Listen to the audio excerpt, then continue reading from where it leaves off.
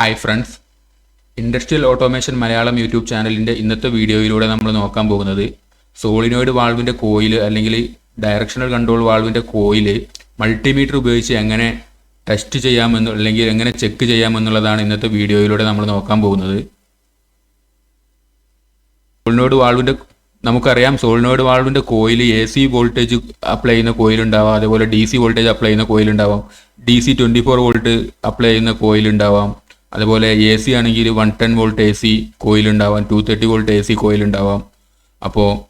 ഇപ്പോൾ ഏത് കോയിലാണെങ്കിലും അതിൻ്റെ ഈ രണ്ട് ടെർമിനലുകൾ തമ്മിൽ റെസിസ്റ്റൻസ് മോഡിലിട്ടതിന് ശേഷം അതിൻ്റെ രണ്ട് ടെർമിനലുകൾ തമ്മിൽ നമുക്ക് ഒരു റെസിസ്റ്റൻസ് കിട്ടുന്നുണ്ടോ എന്ന് ചെക്ക് ചെയ്യാണ് ചെയ്യുന്നത്. സാധാരണയായി കോയിൽ പോവുക എന്ന് പറഞ്ഞു കഴിഞ്ഞാൽ അത് ഓപ്പൺ ആവുകയാണ് ചെയ്യാറുള്ളത്. അതായത് രണ്ട് കോയിലുകളുടെ രണ്ട് ടെർമിനലും തമ്മിൽ റെസിസ്റ്റൻസ് ഒന്നും കാണിക്കാതെ അല്ലെങ്കിൽ ഓപ്പൺ സർക്യൂട്ടായിട്ട് കാണിക്കുകയാണ് ചെയ്യാറുള്ളത്. അപ്പോൾ അങ്ങനെ വന്നു കഴിഞ്ഞാൽ ആ കോയിൽ പോയി എന്നാണ് അർത്ഥം, ആ കോയിൽ ഡാമേജ് ആയിട്ടുണ്ട് എന്നാണ് അർത്ഥം. അത് നമുക്ക് മൾട്ടിമീറ്റർ ഉപയോഗിച്ച് ഒന്ന് ചെക്ക് ചെയ്ത് നോക്കാം. ഓക്കെ, ഇത് ഒരു 24 വോൾട്ട് DC കോയിലാണ്. അപ്പോൾ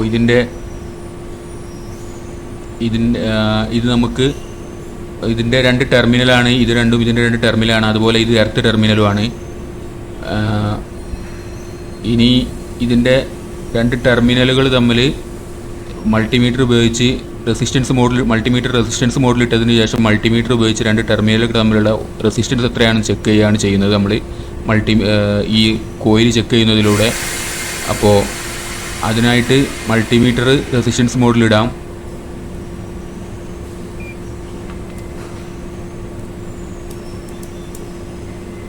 ഓക്കെ,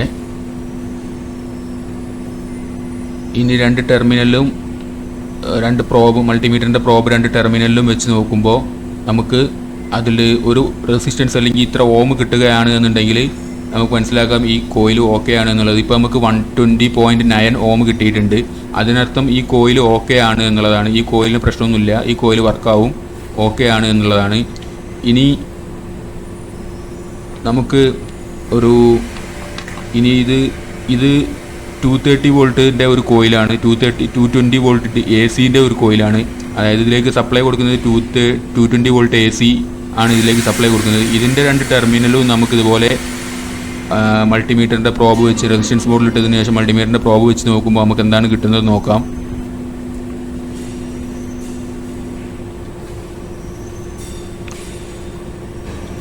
ഓക്കെ, ഇത് ഓപ്പൺ സർക്യൂട്ടായിട്ടാണ് കാണിക്കുന്നത്. ഇതിൻ്റെ റെസിസ്റ്റൻസ് ഒന്നും കിട്ടുന്നില്ല, അല്ലെങ്കിൽ റെസിസ്റ്റൻസ് ഇൻഫിനിറ്റി ആയിട്ടാണ്, ഓപ്പൺ സർക്യൂട്ടായിട്ടാണ് ഇത് കാണിക്കുന്നത്.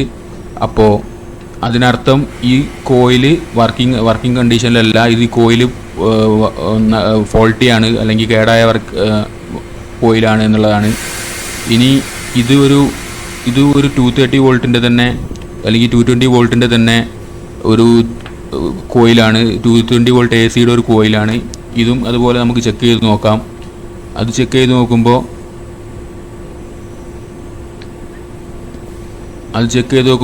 4.05 അല്ലെങ്കിൽ 4.05 കിലോ ഓം റെസിസ്റ്റൻസ് കിട്ടുന്നുണ്ട്. ഇതും ഓക്കെയാണ്, ഈ കോയിലും ഓക്കെയാണ്.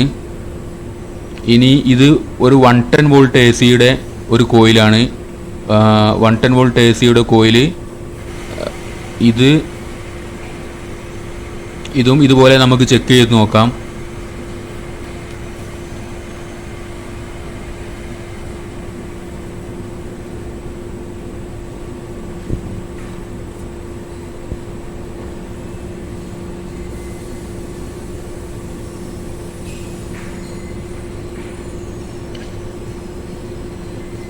ഓക്കെ, 1.203 കിലോ ഓം കിട്ടുന്നുണ്ട്. ഇതും ഓക്കെ ആയിട്ടുള്ള ഒരു കോയിലാണ്. ഇതിൽ നിന്ന് നമുക്ക് മനസ്സിലാവുന്നത് 230 വോൾട്ട് AC-യുടെ കോയിലാണ് എന്നുണ്ടെങ്കിൽ അതിന് കുറച്ച് കൂടുതൽ റെസിസ്റ്റൻസ് കാണിക്കും. പിന്നെ അതുപോലെ 24 വോൾട്ട് DC-യുടെ കോയിലാണ് എന്നുണ്ടെങ്കിൽ റെസിസ്റ്റൻസ് കുറവായിരിക്കും. അതുപോലെ 110 വോൾട്ട് AC-യുടെ കോയിലാണ് എന്നുണ്ടെങ്കിൽ ഇതിന് ഇടക്കായിരിക്കും ഇതിൻ്റെ റെസിസ്റ്റൻസ് ഉണ്ടാവുക. പിന്നെ കോയിൽ ഓക്കെ ആകണമെന്നുണ്ടെങ്കിൽ അതിലൊരു റെസിസ്റ്റൻസ് കാണിക്കണം. ഓക്കെ, അപ്പോൾ ഇന്നത്തെ വീഡിയോ എല്ലാവർക്കും ഇഷ്ടപ്പെട്ടു എന്ന് കരുതുന്നു.